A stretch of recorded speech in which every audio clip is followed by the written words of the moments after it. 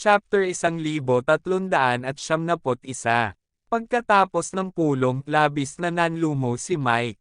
Kung pinag-awayan siya ng mga executive na ito, baka wala siyang sakit sa ulo. Tinawag niya si Chad at sabay na kumain ng tanghalian. Hindi lang nila ako sinisi kundi inaliw din nila ako na sinasabing hindi ko kasalanan at hindi ko dapat sisihin ang sarili ko. Kumuha si Mike ng isang lata ng beer at kumigop at nagpatuloy. Ayaw talaga nilang malugi ang kumpanya dahil marami sila.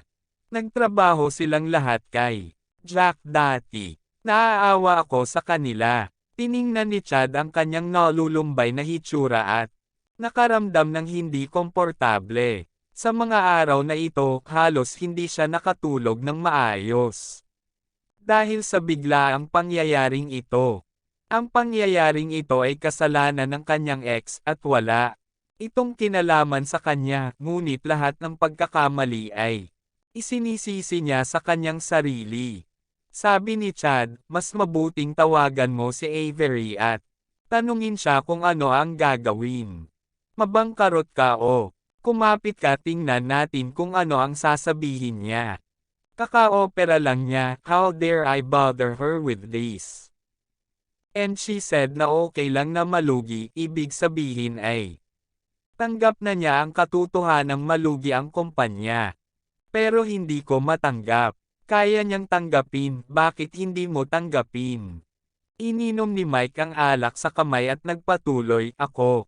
Kasi ang dulot nito kaya hindi ko matanggap. Isa lang ang nararamdaman ko ngayon. Hindi sapat na saktan niya ako minsan at ngayon kailangan niyang bumawi sa napakalalim na kutsilyo. Gusto ko talaga siyang patayin. Tumigil ka na sa pagsasalita, uminom ka ng beer. Binuksan ni Chad ang isang lata ng beer at ininom ito. Kasama niya, ayokong malugi ang kumpanya. Kung nandito si Elliot, siguradong hindi niya makikitang malugi ang kumpanya. Ni Avery, kinagat ni Mike ang kanyang mga ngipin at nagpatuloy, gusto kong magtiis hanggang sa bumalik si Elliot. Sinulyapan siya ni Chad, matitiis mo ba ang oras na iyon? Mike, baka babalik siya agad. Hindi sumagot si Chad. Ayaw niyang buhusan ng malamig na tubig si Mike. Masarap magkaroon ng pag-asa. Paano kung talagang bumalik si Elliot kay Ariadne sa lalong madaling panahon? Blink, lumipas ang isang linggo. Si Avery ay hindi maaaring manatili sa ospital at nais na ma-discharge. Pinapasuri siya ng doktor. Matapos lumabas ang pelikula, pinatuloy siya ng doktor sa ospital. Sabi ng doktor, Ms. Tate, maliban na lang kung babalik ka sa Ariadne para makatanggap kaagad ng medikal na paggamot pagkatapos mong ma-discharge mula sa ospital. Kung hindi kita mapapalabas sa ospital. Kakailanganin mong manatili sa ospital ng hindi bababa sa 1 buwan upang maging mas ligtas para sa operasyong ito. Avery, pakiramdam ko naka-recover na ako. Halos pareho lang. Walang magawa ang doktor, Ms. Tate, doktor ka rin. Kung ikaw ba sa akin at nakatagpo ng isang pasyenteng katulad mo, hahayaan mo ba ang pasyente? Kung pinalabas kita sa ospital, anong nangyari sa iyo? Ani Avery, kung may mangyari sa akin, ayokong managot ka. Baka bumalik ako kay Ariadne. Kung mali ang pakiramdam ko kapag bumalik ako sa Ariadne, pupunta ako kaagad sa ospital. Kung gayon ay maaaring hindi ka na bumalik sa Ariadne. Naghahatak ang dalawa sa opisina ng doktor. Nang pumasok si Elliot, Ginoo Foster, dumating ka sa tamang oras. Hindi pa. Gumagaling si Ms. Tate pero willing siyang ma-discharge sa ospital. Hindi ko siya pwedeng palabasin. Lumapit ang doktor kay Elliot at nagreklamo. Sabi ni Elliot, bigyan mo siya ng discharge order. Kayaan mo siyang ma-discharge. Doktor. Chapter 1372. Magpapadala ako ng isang tao para ibalik siya sa Ariadne. Kapag bumalik siya sa Ariadne, natural na may magdadala sa kanya sa ospital para sa pagsusuri. Paliwanag ni Elliot sa doktor. Narinig ng doktor ang mga salita at agad siyang binigyan ng discharge order. Naramdaman ni Avery na nakikialam ang kanyang buhay. At sumimangot siya. Hinawakan niya ang braso ni Elliot at naglakad palabas. Lumabas ang dalawa sa opisina at naglakad patungo sa ligtas na daanan sa tabi nila. Elliot, hindi na ako babalik sa Ariadne ngayon. Nakapag-book na ako ng tiket para sa iyo, pwede ka nang umalis ngayon. Tila hindi narinig ni Elliot ang kanyang sinabi. Avery, hindi ako pupunta. Kailangan mong pumunta. Hindi naman matindi ang tono ni Elliot. Siya ay pasyente pa rin at hindi siya magkakaroon ng matinding pagtatalo sa kanya. Kapag umalis ka, tutulungan kitang maghiganti. Ang mga salita ay nakasekol sa kanyang lalamunan at gusto niyang sabihin ito, ngunit pakiramdam niya ay napakawalang katwiran. Gusto niyang sabihin, gusto niyang patayin si Kyrie gamit ang sarili niyang mga kamay para ipaghiganti si Xander. Pero may sakit pa siya, paano niya mapapatay si Kyrie? Huwag patayin si Kyrie sa oras na iyon, ngunit sa halip ay mahulog sa mga kamay ni Kyrie na nagpapahirap kay Elliot. Saan mo binili ang tiket sa eroplano para sa akin? Tanong ni Avery matapos ang sandaling katahimikan. Hindi pa ako nakakabili. Sinabi mo noon na pupunta ka sa Bridgedale, kaya hindi ko alam kung bibilhin ko ito para pumunta ka sa Ariadne o pumunta sa Bridgedale. Sabi ni Elliot.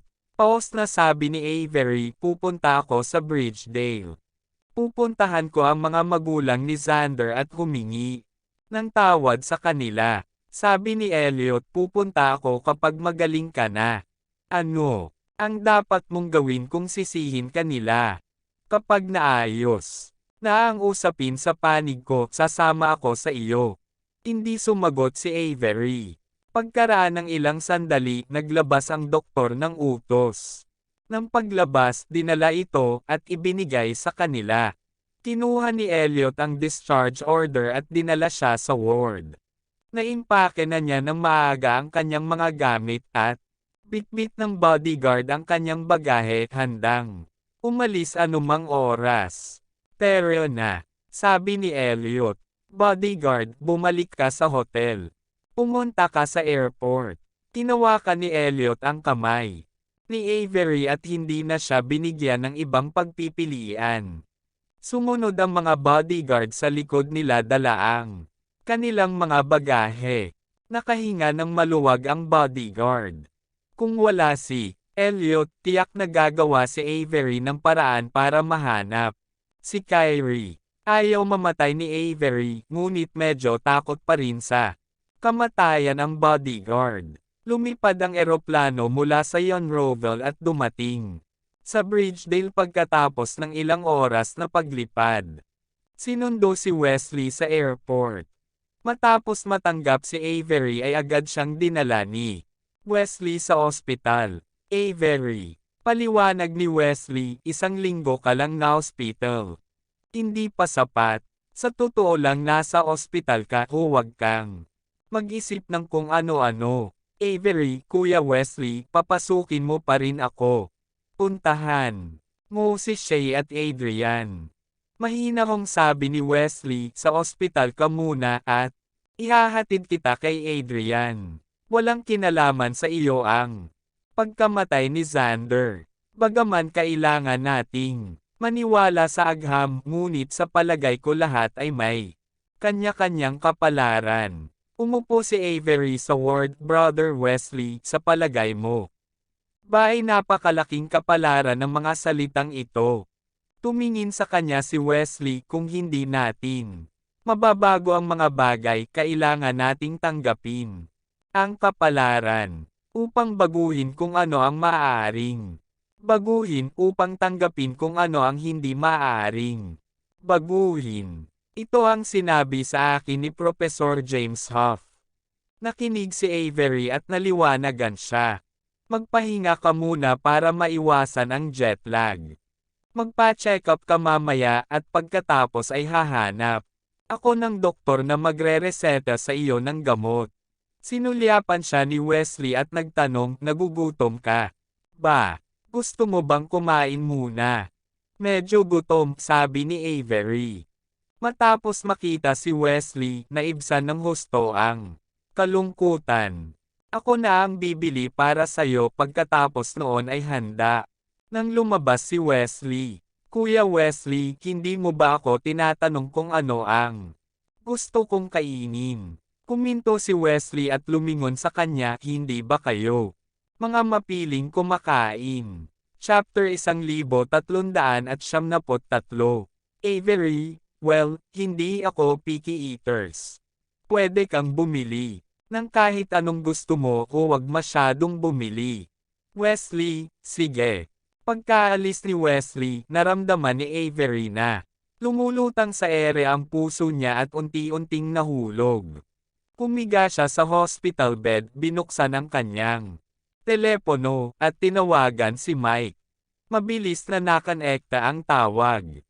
Na-hospital ako ngayon sa Bridgedale at tinatayang aabutin ng 10 araw at kalahati bago ma-discharge. Sinabi sa kanya ni Avery ang kanyang sitwasyon. Wesley, sa wakas ay nakatakas ka mula sa pugad ng Diablo. Ngunit nandoon pa rin si Elliot. Ibinaba ni Avery ang kanyang mga mata, nag-aalala para sa kanya. Mas mabuti na nga kayong dalawa dyan. At ayos na si Elliot sa kanila noon kaya hindi naman siya maghihirap. Sabi ni Mike dito, nag-iba ang usapan. Avery, I might bankrupt your company. Sinabi na sa kanya ni Mike noon kaya inihanda niya ang pag-iisip. Ano ang sitwasyon ngayon sa kumpanya? Tanong ni Avery. Hindi pa sinabi ni Mike sa kanya ang partikular na sitwasyon kaya wala siyang ideya. Matapos ipaliwanag ni Mike ang sitwasyon sa kanya, hindi siya masyadong pessimistic.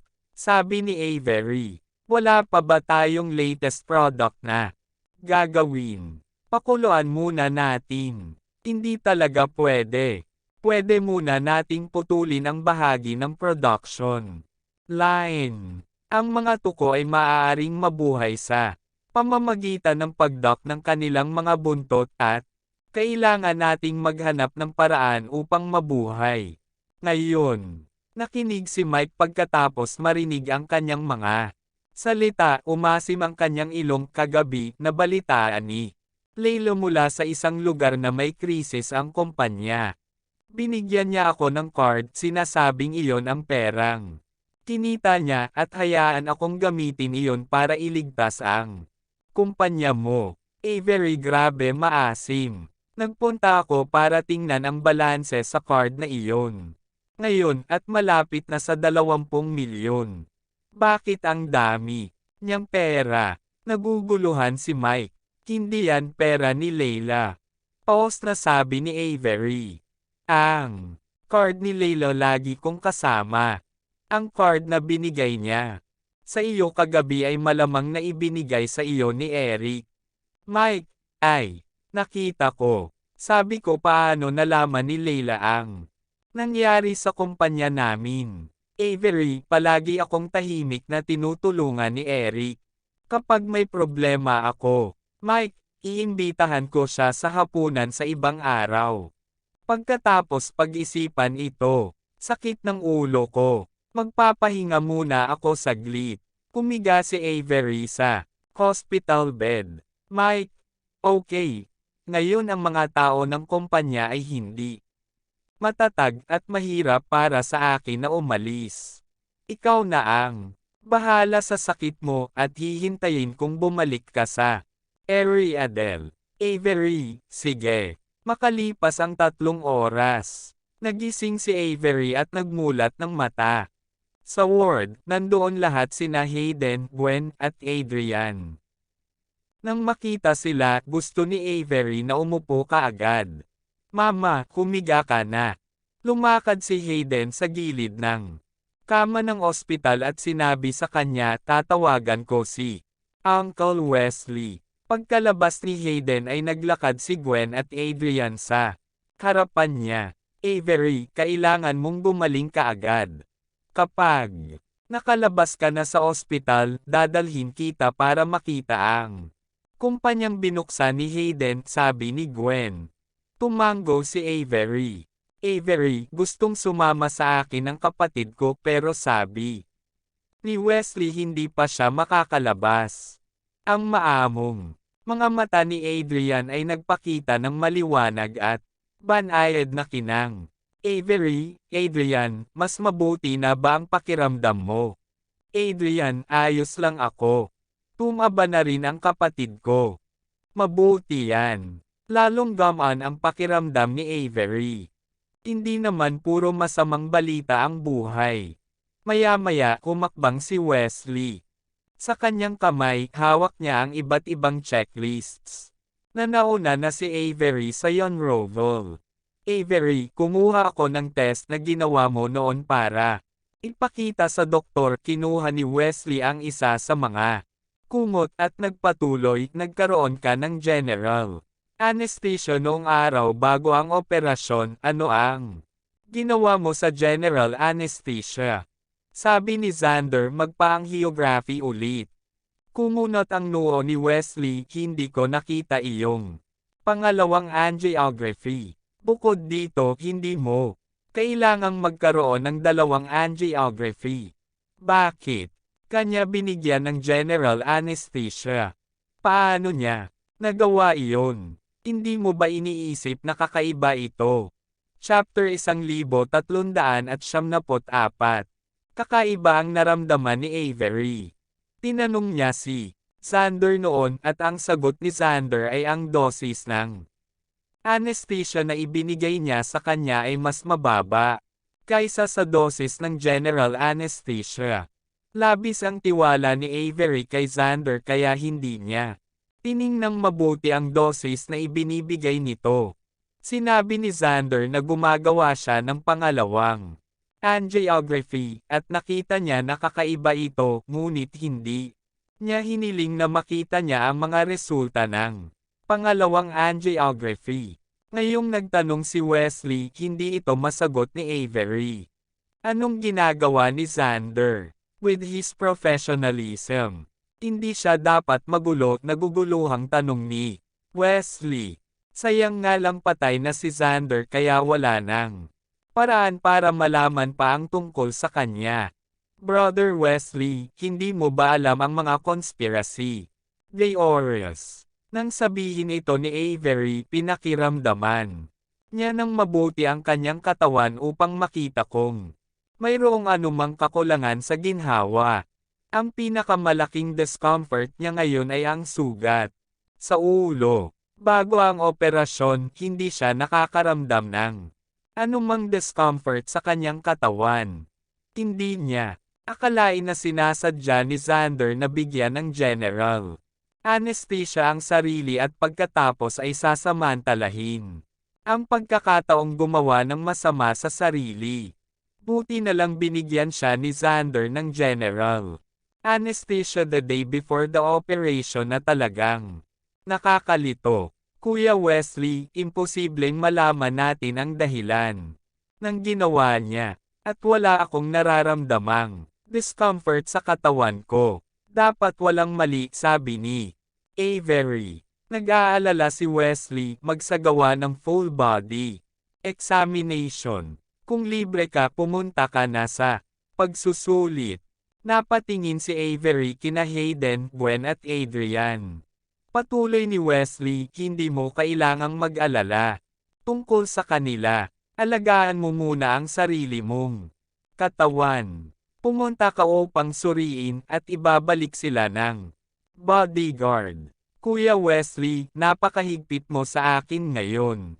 Galit na Sabi ni Avery. Paliwanag ni Wesley kay Avery. Tinawag ako ni Elliot. Sabi niya, sobrang self-wild mo na ngayon. Noong nalaman mong may sakit ka, na-delay mo ang operasyon. Pagkatapos ng operasyon, tumanggi kang ma-ospital. Para gumaling. Bakit niya ako pinagsalitaan ng masama sa likod ko?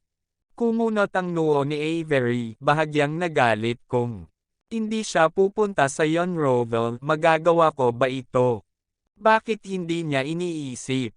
Wala akong pakialam sa kanya, wala akong pakialam. Ang alam ko lang ay ilalabas ka sa ospital 1 linggo. Pagkatapos ng operasyon, nakatawa-tawa. Kung buhay pa ang teacher mo, siguradong papagalitan ka niya. Umalis si Wesley kay Professor James Huff at naging tahimik si Avery. Pagkaalis ni na Avery at Wesley, inilabas ni Hayden sina Gwen at Adrian sa ospital. Nagugutom ka ba? Medyo nagugutom na ako, sabi ni Gwen. Hayden, tara kain na tayo. Mag-iimpake ako ng kopya para dalhin ng nanay ko mamaya.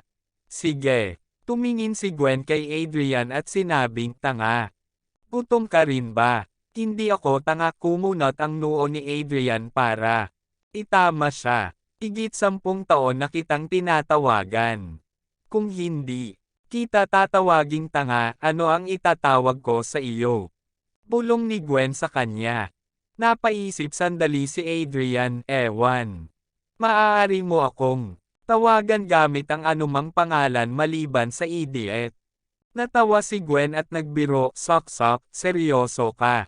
Kapag naging sikat ako in the future, ipapakilala kita sa isang girlfriend. Anyway, ang gwapo pa rin ang mukha mo. Dapat may mga babaeng handang sumuporta sa iyo. Namula ang mukha ni Adrian dahil sa paghikbi, ayoko ng girlfriend kami ng kapatid ko. Talagang ikakasal ang ate mo kay Wesley in the future. Kapag napangasawa niya si Wesley, magiging malungkot ka. Patuloy siyang tinutukso ni Gwen. Hoy, speaking of which, ikaw na ngayon ang boss ng Sterling Group. Tinama siya ni Adrian, hindi ako. Si Elliot ang isa. Gwen, may self-knowledge ka. Kahit ibigay sa iyo ang ari-arian ng kapatid ko, hindi mo ito kayang itago. Maaagaw ito ng 2 beses. Habang nagkukwentuhan, naglakad sila papunta sa malapit na restaurant at umupo. Chapter 1375. Pagkatapos mag-order, sinabi ni Gwen kay Adrian, ang kumpanya ni Avery ay nagkakaproblema, sa tingin ko ay kailangan ng pera ngayon si Avery. Adrian, ikaw ang boss ng Sterling Group ngayon, ikaw ang gumanap sa papel ng iyong amo, bigyan mo ng pera Avery. Adrian, okay. Anong gagawin ko? Gwen, tawagan mo si Ben Schaffer at sasabihin mong gusto mong mamuhunan sa Tate Industries, sasabihin mo lang kung gusto mong magbigay ng pera kay Avery. Maiintindihan niya kung sasabihin mo. Ikaw ang boss ngayon at tiyak na pakikinggan ka niya. At gusto rin niyang tulungan si Avery. Tumango si Adrian, wala akong number niya. Meron akong binuksan ni Gwen ang telepono, hinanap ang blacklist at iniulat ang numero ni Ben Schaffer sa kanya. Naaalala mo ba ang sinabi ko sa iyo ngayon?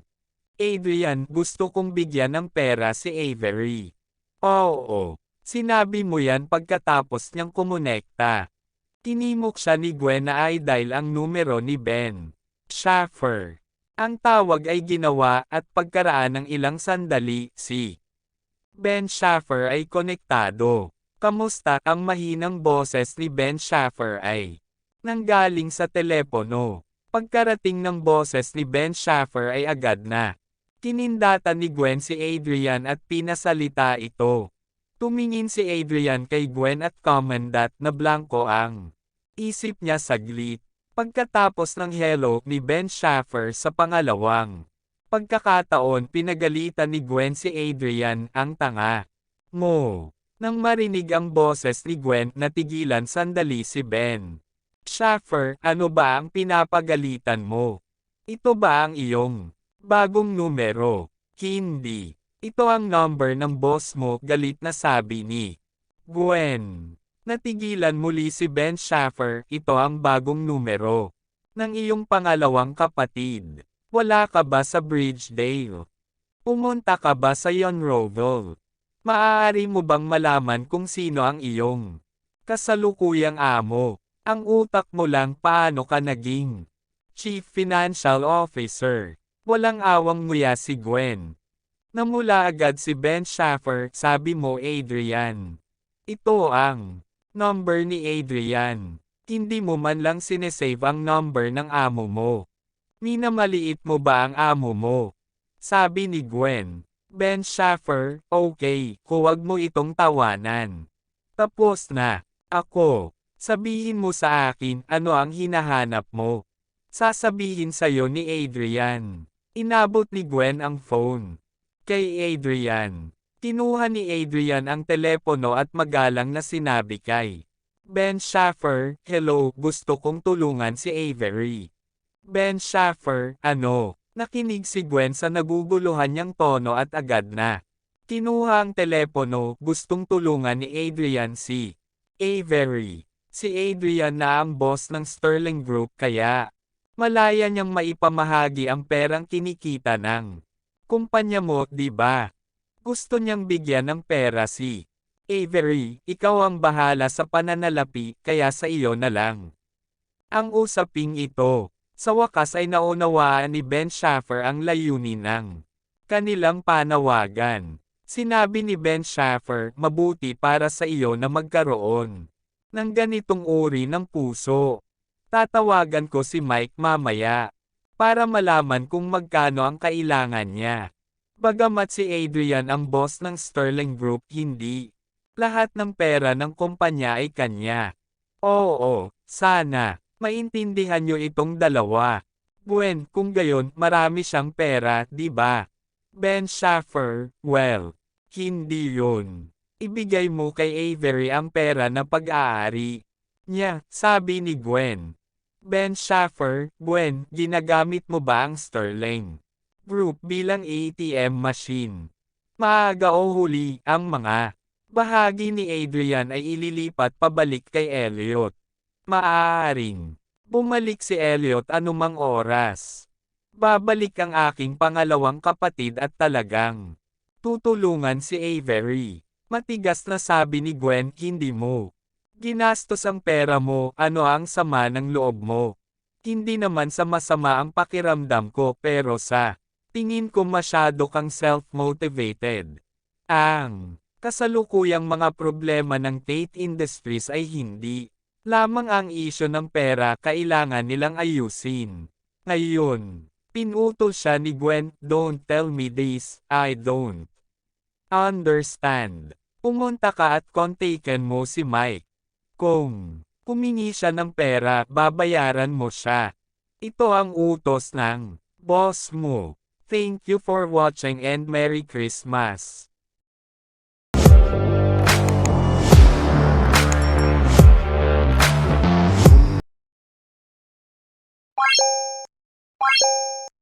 What?